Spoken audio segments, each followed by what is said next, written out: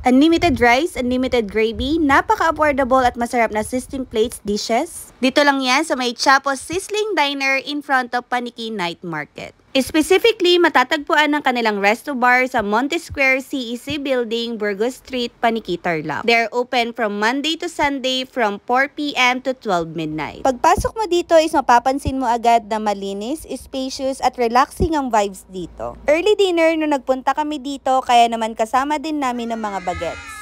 They offer sizzling and silog meal, pulutan, a la carte at iba't ibang klase ng beverage and alcohol. Unang dumating sa mga in-order namin is itong sizzling liempo at sizzling chicken a la pobre. Napawaw talaga kami nung dumating ang mga ito dahil hindi namin in-expect na ganito pala ka-generous ang kanilang service. Napaka-worth it talaga nung binayaran namin kaya big thumbs up para sa resto bar na ito.